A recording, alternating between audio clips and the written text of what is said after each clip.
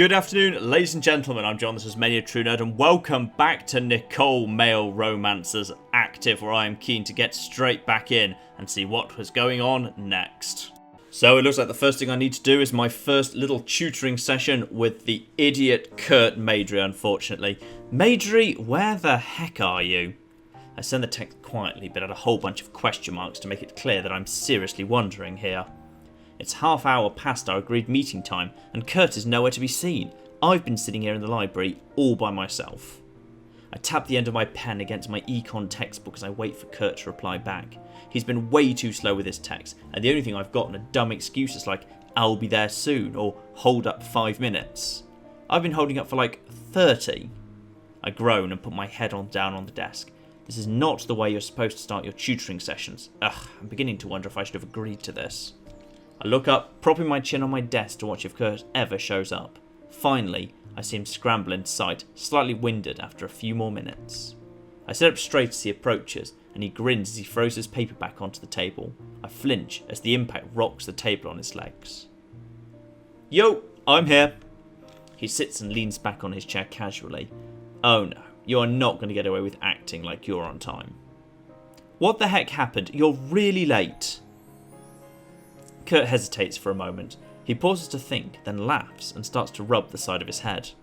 "Ha, yeah, my bad. Girl on the cheerleading team started chatting me up and we clicked so well that I figured why not ask her out. So we spent some time out in town, getting to know each other and all that." "And that's why you're late." Kurt nods at me and I make sure to take a deep breath before I go completely ballistic. "Where do I even... Didn't you think it would be a bad idea to go on a date right before we agreed to meet up?" "I thought about that, but this girl was mad cute, Grave. Not as cute as you, but a very close runner-up." "Stop, I don't care. Come on, Maidry. You obviously didn't forget, so you don't even have that excuse, you ignoramus Rex.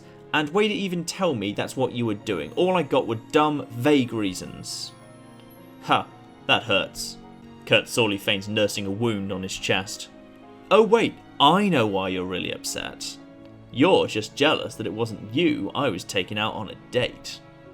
Kurt winks at me, and I'm about ready to pull him close and vomit on his face. "Gross, no, not in a million years. I would rather eat a bug or something. Look, this is our first time meeting, so whatever. I guess it's fine that you're late, but can you take this more seriously?" I agree with Nicole on this. When we agreed to tutor Kurt, we told him he'd have to put the effort in, and he got really offended and prissy with me. It was like he was offended I'd even suggest he wouldn't take it seriously, and now he's not showing up until half an hour late. Nicole, you should just walk away. He's not worth it. He's not worth the trouble. He's done nothing to you and you owe him nothing. Just go. Just give up. Yeah. Kurt waves me off with an unconcerned shrug. "I got you. No worries." The way he says that just makes me worry even more. "I mean it, Maidry. That means showing up on time from now on, okay?" "Whatever, Mom." "Don't call me that." "Fine, whatever, Dad." I choke back a laugh, forgetting myself. If anyone else had said that, I'd be laughing so hard. But oh god, Kurt? Can't believe I found one of his stupid jokes funny. Noticing this, Kurt's eyes light up, and he cocks a brow, as if waiting for my admission to his superior sense of humour. "Oh, fine, that one was actually funny." "Score!" Kurt folds his hands behind his head and leans back smugly on the back legs of his chair, rocking back and forth. I'm so tempted to reach out with my foot and push him over. "Anyway, can we finally get started?" "You got it, coach." "First Mom, now coach?" Kurt shrugs as I shoot him a puzzled glance. "You're basically like my football coach, but for econ, right? Same. I can only shrug back and accept his analogy. I'm going to get a headache if I try and figure out what the heck goes on inside Kurt's brain. It's not very much, Nicole, I promise you. We get started with the tutoring session. I'm pretty optimistic about it. I show Kurt a few problems from the book, start explaining them, and we rinse and repeat as we work our way through the first chapter. Yeah, it's stuff from the past test, but it doesn't hurt to review. If Kurt doesn't get this, everything else in the book is going to kill him. I want to make sure he's solid with this. However, along the way, my expectations about how much progress we're going to make gets lower and lower. I honestly do believe Kurt can do this. This material isn't that hard, but... Okay, so you just study where the supply and demand curves intersect, and... I look up to see if Kurt is following, and I see him sitting back, trying to balance a pencil on his upper lip. This is why I'm having a hard time believing that this tutoring thing is going to work. It's like Kurt isn't even trying to learn. First he comes late, and now this. I don't want to be a waste of either of our times. Hey, Majorie! I whisper in a hushed voice and snap my fingers at him, causing the pencil to fall onto his lap. Kurt gives me a dirty look. What? You're not paying attention. Yeah, I am. He holds his book up and then groans as he realises he's holding it upside down. Hold up. He switches it so it's the right way up, and then points to the diagram shown on the page. You were talking about how this thingy right here has to do with the laws of supply and demand. I lower my eyelids and pull up my textbook so we can see. I tap my pen impatiently on the page. That was 5 pages ago. We're on interpreting these graphs now. Oh. Kurt sucks his breath in between his teeth. I'm about ready to whack him with this textbook. Wonder how I missed that. I guess it's partly my fault for not checking more regularly. But was it really so wrong to assume he'd be listening to me? I cross my arms and furrow my brow, attempting to appear all business. I'm going to go if you keep this up. Hey, what? You can't just leave? It's not like I'm doing it to be mean, but you're not listening to me. What's the point of me staying here when all you're doing is wasting my time? I lower my voice since I'm on the verge of shouting right now. Even if Kurt's driving me crazy, it'd be really embarrassing if the two of us got kicked out of the library for being too loud. Kurt wearily combs a hand through his hair, pulling it back. He exhales slowly as he does this. Look, I'm sorry, okay? It's really hard for me to understand this stuff. I can't keep up. Whenever I don't get something, I zone out. I get it. You could have told me that was the problem. It's not like I can't handle it. I figured I could catch up when you started going on to new stuff. Ain't nothing. Do you seriously think I'm going to buy that? Save the macho act for the cheerleaders, Majorie. If you don't get something, it's only going to make understanding the rest that much harder. Fess up. Where did I lose you? I get what supply and demand are, but I don't get how to apply it. Then you started talking about equilibrium price, and you completely lost me.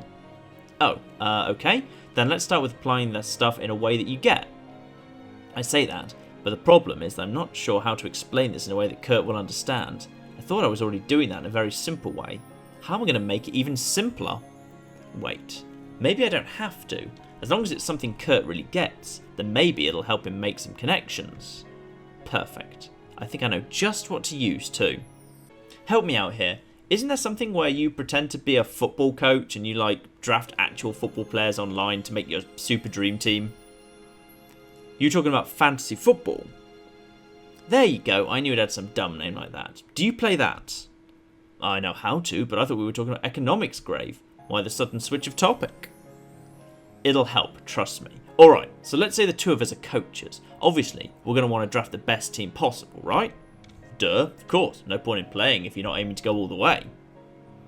Goes for everything, if you catch my drift. You stop that.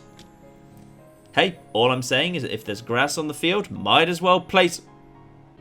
I think I've heard that analogy before, but if it means what I think it means, that's a very weird thing to say, Kurt. Anyway, I hastily stop Kurt before he can utter another stupidly perverse thing. Let's just stick with making our offence for now. This means we're going to want a quarterback like you and wide receivers, right? Yeah, those are usually 2 or 3 of them. They're the only guys who can catch a pass when... Yeah, whatever, details. So we'll need a quarterback, 2 wide receivers, and... Crap, I know there's a special position on a fence. My dad said he's the guy who the quarterback hands the ball off to sometimes. What is it? Oh, that's right, I remember. Oh, I don't! Oh, game, you're making a terrible assumption. Who theoretically would a quarterback pass a ball to? I've no bloody clue.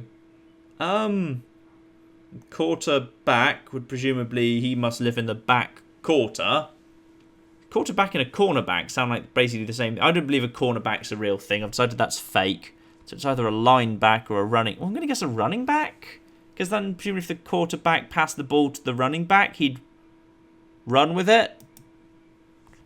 We'll need running backs. That's right. Right? Nice. That's it. Yes. What a guess for no well-explained reason. And apparently I've... Excellent. So, even though Kurt showed up late, was dating someone else, and was generally an idiot, apparently my relationship's gone up with him because I knew something about American football, which I just completely guessed. I can tell Kurt didn't expect me to know that. The jerk. He's so obviously impressed. There are usually 2 running backs on the field, and there are 2 kinds. Tall big guys called fullbacks and faster guys called halfbacks. The ones used usually depend on the play. How do you know about that, Grave? My dad's a football guy. He watched it sometimes when I visit him. I must have picked up a little of it there. But look at you. See, it's obvious you can learn stuff if you care enough to try. Kurt scoffs at me, but he does look pleased with the compliment. Alright, back to what we were saying. We'll need a quarterback, 2 running backs, and let's say 3 wide receivers for our offence. Now, there's only a limited amount of players for each position, right? In the 30s for quarterback, 40s for running back, and 70s for wide receivers, something around that. That's our supply. It's how much of whatever we want is available to us. So the supply of quarterbacks is only around 30, see? Now our demand is how much we want of whatever it is. It's kind of tricky to determine demand, but if there's a really good quarterback up for grabs, for example, he'd probably have huge demand. Do you follow me so far? Can I start going on to other stuff now? Holy crap. Kurt looks stunned. I think I'm getting this. It's like, if there's a thing that's good and not much of it, many people will want it and it might artificially inflate the price somewhat. My God, Kurt, you genius! I could cry, finally. Maybe all is not lost for young Kurt. Now that Kurt is finally getting the grasp on the material, it's not that hard to go over the rest of the chapter. All I have to do is bring back to football, and he's suddenly getting it. I don't want to say one-track mind, but wow, if I knew it would be that simple, I would have used the football analogy from the start. And we're done with the chapter. I turned the page in my textbook to see the whole summary and started the chapter questions. That took a little longer than I thought it would, but we did it. So, do you have any questions, like anything we need to go over again? Kurt takes a moment to ponder this, but eventually, he shakes his head proudly. Nah, I think I got everything. He gave us questions to do in the back of the book, right? Should I do those? Some of them. Hold on, let me see. I tried to remember which questions I found the most useful and were the most relevant to what we were tested on. Kurt scribbles down the question numbers as I list them off, appearing like a student for once. Got it. I'm going to try to do these on my own. He turns to look out of the library window. Damn it, it got late fast. I have to get something to eat. Kurt looks at me. I can already guess what's going to come out of his mouth. Either a proposal, a dirty joke, or 2-for-1 special. How about it, Grave? Want me to treat you to dinner? Ha! Maybe if you show me all this tutoring is working and you manage to get a B on the next test. You serious? Yeah, why not? No, what? No! Wait, Nicole! Nicole, no! No, Nicole! Don't agree to this! Do not agree to this! Or start giving him the wrong answers. Yeah, if he does get a B, we're not going. I refuse to go on a date with the idiot. I scoff and laugh. It's obvious I'm being sarcastic here. Kurt's bearable, but I doubt I could handle sitting all through dinner with him making those horrible one-liners. Also, I have higher standards than good grades. Good for you, Nicole. Alright, I'm going to hold you to that. Kurt starts to pack away his things, and if the faster he leaves, the less time I have to take back what I said. Hey, I wasn't being serious. Too late. If I get a B on the next test, you'll have to go to dinner with me. Maidry! I break the library's sacred rule and accidentally yell. All eyes move to me after my outburst, and I sit in embarrassment, covering my mouth. Kurt snickers silently at me before making a quiet getaway, complete with a 2-fingered salute over his brow. He mouths something at me before he leaves. See you next time, Grave. Man, he got me. Again. How do I let this keep happening to me? Because you didn't refuse to tutor him. And when he was 15 minutes late, you didn't walk off. And when you found out that he'd gone on a date instead of dating you, you didn't immediately say, no, we're done, and walk away. All of which things you should have done. I sigh as I begin to put my stuff back in my bag. Well, I guess it's not all that bad. If this is what motivates him to do his best on the test, so be it. I also have to take one for our football team.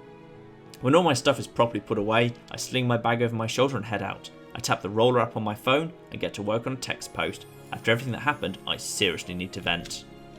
Tutored some guy from class today. I talk it out under my breath as I think about how to continue.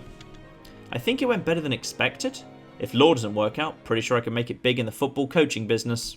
So at the end of that day, rather bafflingly, it turns out that Kurt is now my joint flipping highest relationship affinity person, which is kind of weird. I'm way more interested in Darren or Jeff. I think I'm way more interested in Darren or Jeff. Jeff, I'm pretty sure, is going to be... Okay, so obviously the skills that I'm building up. So Zeal is obviously for Kurt, not least because cheerleading is what gets Zeal up. Diligence is obviously for Ted, and I've got to assume that Wit is for Jeff as the mad scientist genius, and the social stat is for Darren, which doesn't really make sense given he's the opposite of social, but I guess it must be. The problem is it's really hard to get that stat up effectively unless you've got money to go to the cinema. So I'm going to wait till I've got the job sorted out that I got agreed with Ted last time. I'll use that to go to the cinema to power up my social stat, and then we'll be good. And the following week, we have got a 2 Wednesday. Man, of course it gets all gloomy now that I'm out of bio class. I squint my eyes and brace against the autumn chill as the wind brushes past my face. It's super overcast today. I guess the sun's just taking a little vacation. It does appear to be fairly blue skies behind you there, Nicole, but and it looks like it's a very sunny day actually because there's clearly quite strong shadows being cast, but oh well, I guess they're just using the same asset every time for the outside scene. I always get so sleepy on days like this. That and the lecture today was super boring. I could barely pay attention. This class is turning out to be way harder than I thought it would be. I'll just make sure to pay extra close attention when I read the chapter for this section. Boom. Problem solved. Except I never really get what I read when I read it. Ah, no, come on, Nicole. You got this. Don't worry over it. But, what to do now? It's too depressing to stay outside in a day like this, but I don't feel like heading back to my dorm straight away. Maybe I should study in the library for a bit. I could use the review time. That's actually the best idea, so I'm going with it. I take the path leading down to the library, but I stop when I see a certain someone nearby. I should have known I'd see Jeff around the life sciences department. I don't want to say that I've been avoiding him lately, but yes, I've totally been avoiding him ever since I last ran into him at the lab, when he turned out to be an evil genius mad scientist. I don't think he's seen me yet. Great. I can probably hide somewhere until he passes by. Unfortunately for me, Jeff turns and catches me on the spot and makes a face like that's exactly what he was trying to do. Oh no. He can't be looking for me, can he? Nicole, I've been looking everywhere for you. I'm just going to give him the mad scientist voice all the time from now on. I'm sorry. He's just going to be never not the mad scientist. I can't even run or hide because that'll look totally obvious. The way Jeff comes over towards me really creeps me out. He looks normal with his friendly smile and a hand held over his head. But when you know what I know, then you'll know that's anything but normal for Jeff. Oh, Jeff. Hi. I try focusing myself to smile and look natural. I've no idea how Jeff does this so easily. I can barely keep myself from cringing as he stops in front of me. You wouldn't happen to be busy now, would you? I wanted to talk to you about something. Here's where I ask myself, is he telling the truth or am I going to be in big trouble right now? Best to play it safe. Actually, you know, I was going into the library to study, sorry. I hastily tried to get around Jeff, but he quickly steps to the side, blocking my way. Oh, that isn't a problem, Nicole. I can wait. He steps closer, and his smile looks more unsettling now that it's this close to my face. I can wait, as long as it takes for you to talk to me. I think he's trying to say that he's not going to leave me alone until then. Man, my luck. You know what? I changed my mind. I can study later. My laughter comes out scared and nervous. Oh man, someone help me. What does the girl have to do? Use Morse code? Actually, bad idea. I bet Jeff knows Morse code. Glad to hear that. Now, if you don't mind following me. Jeff waves a hand over his shoulder and leads me away out of the public. I won't lie. Going somewhere with no eyewitnesses makes my hair stand on edge. Once we've walked a good deal away and the people around us thin out into an occasional passerby, Jeff lets out a huge tired sigh. Ah, exhausting. He tilts his head from side to side, stretching out any kinks in his neck. Forcing yourself to speak utter drivel becomes exhausting like you wouldn't believe. You wouldn't happen to have a throat lozenge, would you? I might have a cough. Save it. That was a test and you managed to pass. I'll note that you're always prepared, Nicole. A good start. Start to what? Oh, you'll see. I can feel my stomach churn as Jeff starts snickering under his breath. Whatever he has planned doesn't sound like it can end well for me. He leads me into a dorm, one of the nicer, more modern ones like mine. It's a few halls past some doors later that we finally stop at a room. This is your room, I'm guessing? Correct. Please tell me you forgot something and we're just picking it up on the way. I could, but it would be a dreadful lie. And Nicole, you of all people should know that I do enough dreadful lying on a daily basis. Jeff takes a key out of his pocket and sticks it in the knob and twists it. He pushes the door open right after and heads on in.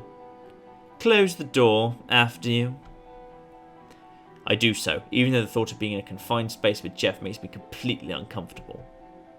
The inside of his room is surprisingly normal, just like your average student's. There are 2 beds we must share with a roommate, and 2 desks shoved to the very back, complete with bookshelves built into the unit. Books with spines bearing technical medical titles are stacked nearby neatly in places, and on the walls there are a few diagrams of the human body. One poster has the entire layout of the muscular system, while another is especially detailed when concerning our vital organs. But I'm sure Jeff didn't bring me here so I could appreciate his interior design choices. In fact... Okay, spit it out. Just what do you want from me? I'm just going to get right to it. It's not like we're really friends. There's no point beating around the bush to spare his feelings. Oh, Nicole, that's not fair. I've actually been kind of building up my wit because I think that potentially the evil, mad, cackling scientist ending could be quite good, assuming he isn't the murderer, which in all fairness is by far the most likely scenario at the moment. Oh, Nicole, straight to the point, aren't you? Don't you care to relax, take a load off? Feel free to use that bed. It's currently unoccupied. You mean you room here alone? But isn't this a room for 2 people? Yes, it is, but my previous roommate had something come up, shall we say? Jeff, I don't even need to say Jeff did it. Jeff blatantly did it. He's the prime suspect so damn much. And Nicole's face is spot on for once. I carefully consider if I want to press any further with a line of questioning. Geez, Jeff, do I want to know what you did to him? Nothing illegal. I may have capitulated on his fear of spiders, but really who pays attention to the details such as those? The poor guy. I sigh and plop down on the opposite bed just like Jeff suggested. I'm kind of digging the dark blue star pattern sheets. There better not be any spiders under here though. Anyway, back to what you were saying before. You wanted to talk to me? Certainly. This is true. Jeff paces the room, marching back and forth over the multicoloured rug in the middle. And who have you told? Told? I frown at him angrily. You mean about you? Yes, exactly. Who have you told? Who am I going to have to watch from now on? It's been a while. I'm sure you have spread the news among the masses. I don't know what makes you think I'd squeal, but I haven't told anyone. Remember? Like I promised? I cross my arms, offended. I can't believe you thought I'd tell. Oh, hush, like you wouldn't think the same thing. To have me in such a compromising position would grant you unlimited ammo to hold over my head. And yet you say you have not taken advantage of this. At all. Jeff stops and looks at me, his chin tucked in his fingers. If I believe you, and I should since you've shown no signs of lying, then I may very well have been right about you, Nicole. What do you mean? What do you think about me? That you're perfect. Huh? What is he getting at here? Are you hitting on me? Jeff sputters as he laughs. Oh, no. That's not what I meant. Yes, you are perfect, Nicole. The perfect assistant, that is. I should have known he wasn't flattering me for the sake of being nice. Wait, you think I'd make a good assistant? Did I even hear that right? I must have, because Jeff nods enthusiastically at me. Certainly, you fit the 3 criteria necessary to be. Jeff holds up a finger. Nummer eins. I cringe from how loud Jeff shouts. Is that German? If so, I don't know, because I never learnt German. Sorry, I did ancient languages, as many of you know, so I never studied German. I studied ancient Greek instead, so my German pronunciation is going to be way off. You must know about the true genius that is Jeff Ryan. Though it started as an unfortunate incident, I can see how you overhearing me can work to my advantage. Jeff holds up 2 fingers now, and I quickly cover my ears. Nummer 2. I must deem you to be of adequate competence. You haven't told anyone my secret, which contributes points to your favour.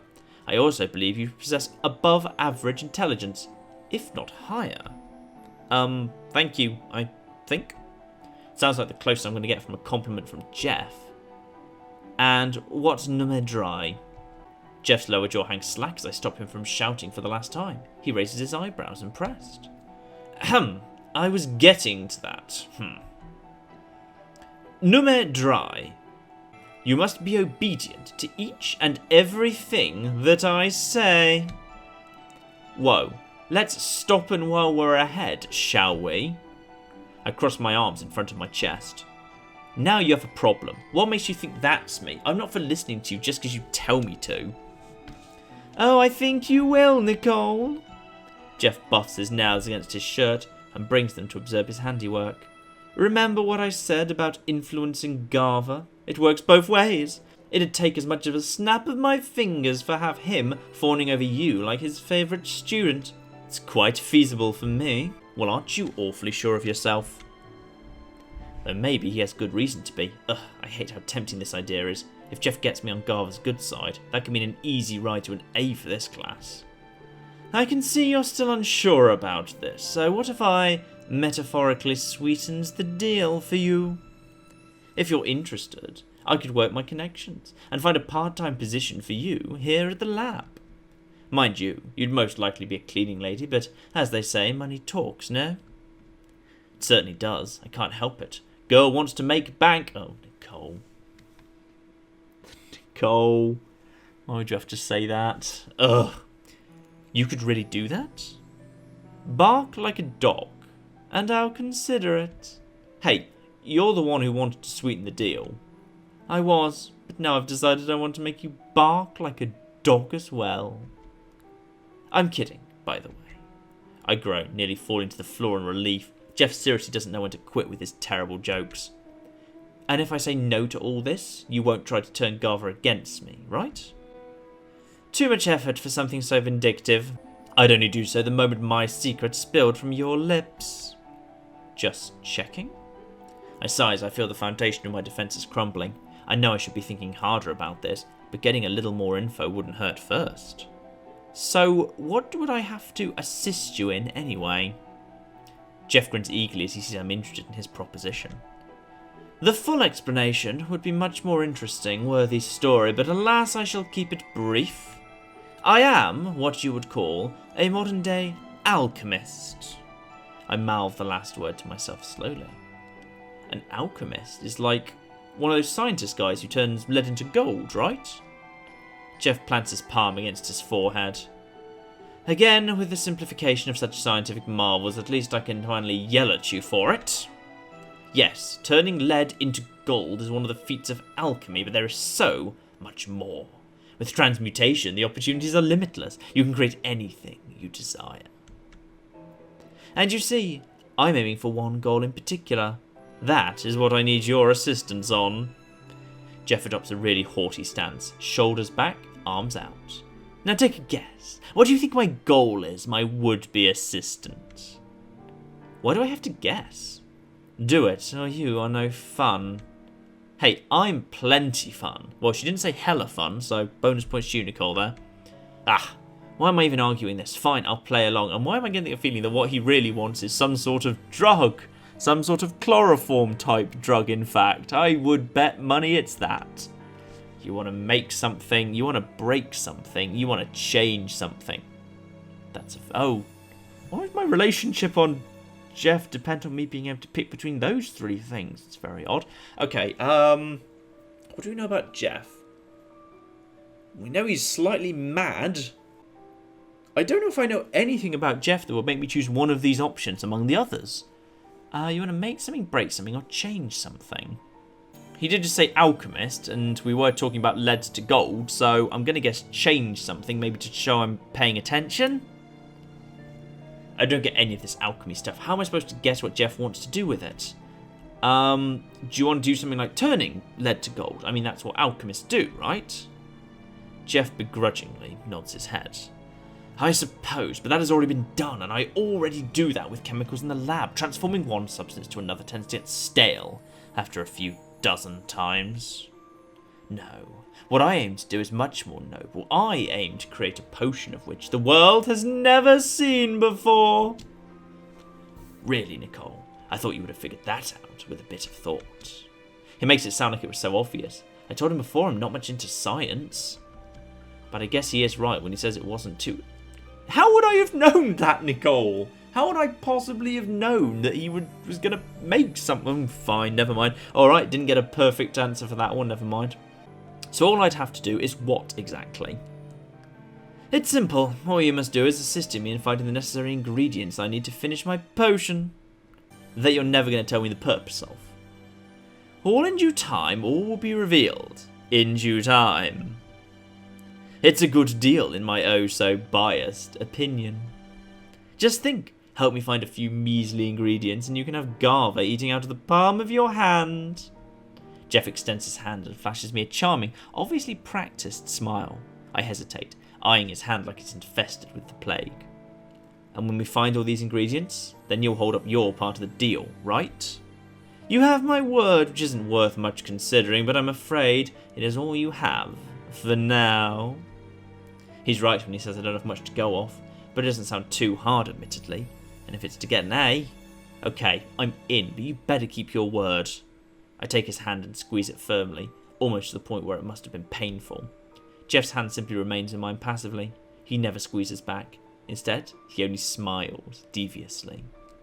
When I promise to do something, I do it, Nicole. You will see that I'm truly a man of my word.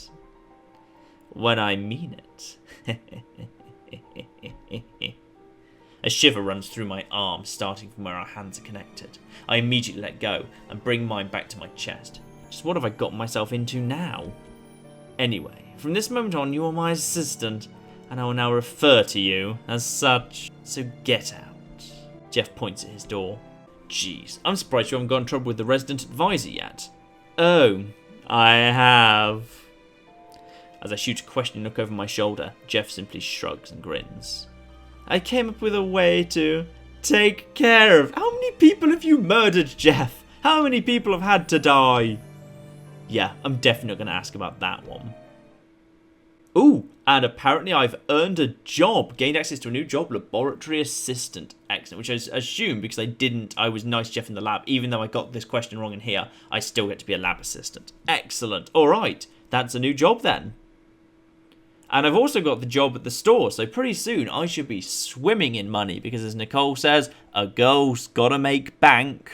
Whatever that means exactly, I assume just means earn money. Okay, I think that's enough for this part. I will do a little bit more now, and there'll be another part next week. In the meantime, I've been John, this has been Many a True Nerd, and this has been Nicole. Thank you very much, and goodbye.